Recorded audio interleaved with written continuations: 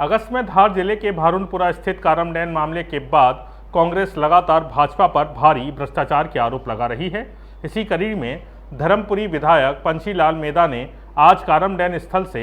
आदिवासी न्याय यात्रा शुरू की, जो 29 सितंबर को भोपाल पहुंचेगी और बांध प्रभावित आदिवासी लोगों को न्याय दिलवाने की गुहार लगाएगी।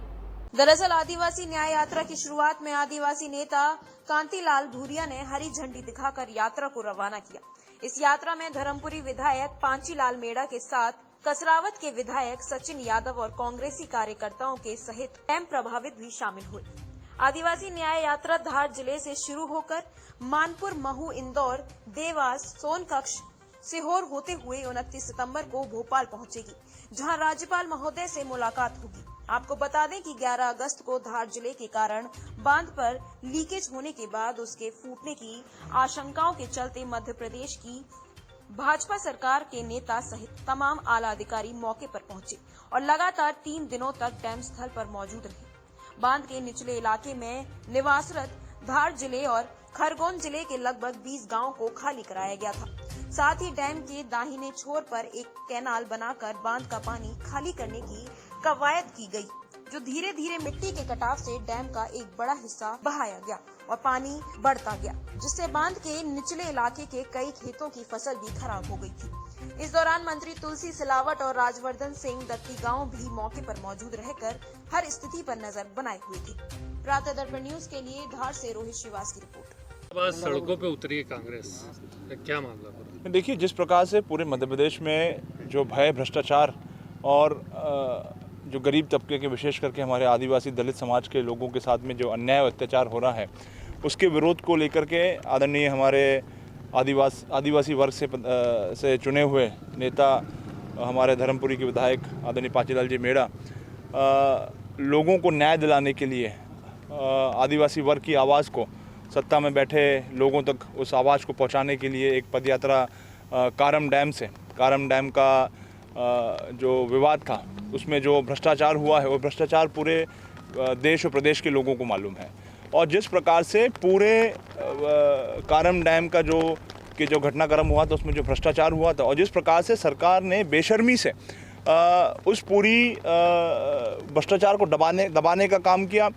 जिस प्रकार से जो इस बांध से प्रभावित लगभग 400 से 500 परिवार थे, उन परिवारों के साथ में जो अन्याय करने का काम किया,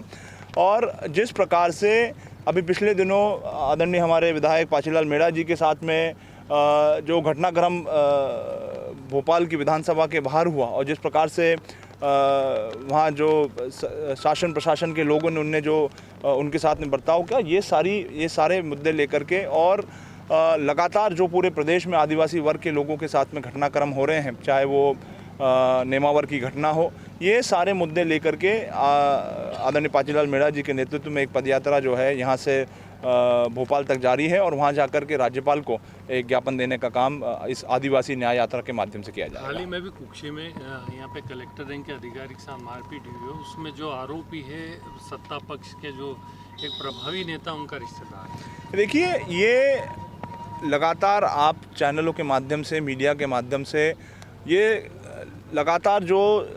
भारतीय जनता पार्टी की सरकार में, उनके संरक्षण में जो गुंडागर्दी और जो दादागिरी पूरे प्रदेश में हो रही है, आम जन तो प्रभावित हैं, लेकिन साथ साथ जो शासन प्रशासन में बैठे अधिकारी और कर्मचारी हैं, उन कर्मचारियों के साथ में भी जिस प्रकार का व्यवहार और बर्ताव हो रहा है, वो निश्चित रूप से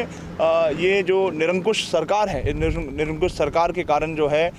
जो सत्ता में बैठे लोग हैं, वो सत्ता के नशे में मदमस्त हैं, और उनको शासन प्रशासन से, उनको लोगों की समस्या से दूर तो कोई परवाह नहीं है। इस पे कोई स्टैंड लेगी? देखिए, निश्चित रूप से कांग्रेस पार्टी हर उस अन्याय के खिलाफ जो है आवाज़ उठाने का काम करेगी। सदन के अंदर भी हम लोग हमेशा जनता की आवाज़ उठाने का काम करते हैं, और सदन के बाहर भी हम आम लोगों से, जनता से जुड़े हुए मुद्दों को उठाने का काम हम लोग लगातार करते रहते हैं। Thank you.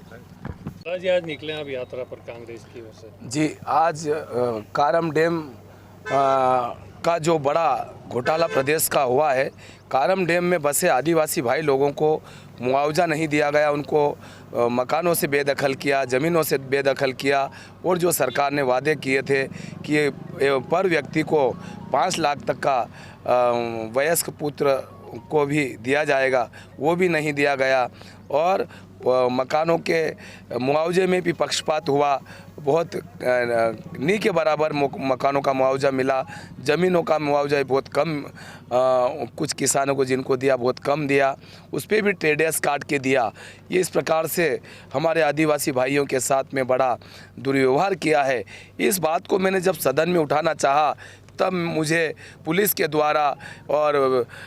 सरकार के पक्ष के विधायक के द्वारा मुझे लज्जित किया गया। मेरे साथ में धक्का मुक्की और पुलिस के द्वारा जो हुआ है, इसका क्या मुख्य उद्देश्य? इसका मुख्य उद्देश्य मेरा ये रहेगा कि हमारे किसान भाई जो कारम डैम से के अंतर्गत आते थे, उस ज़मीन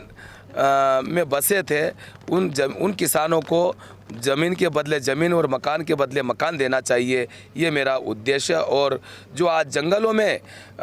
बसे हुए हैं, वहाँ पे टापरियों में, छोटे छोटे मकानों में, छोटी झोपड़ियों बना के रह रहे, न बिजली न पानी, वहाँ पे जंगली जानवरों से परेशान है। कुछ भी नहीं मिल पाया, अभी तक कुछ भी नहीं मिला है। और जो डैम फूटने से नीचे के किसान, डैम के नीचे जो निवास करते थे, उन किसानों की भी जो ज़मीनें ख़त्म हो गई, उन ज़मीनों के किसानों को भी मुआवजा नहीं दिया गया।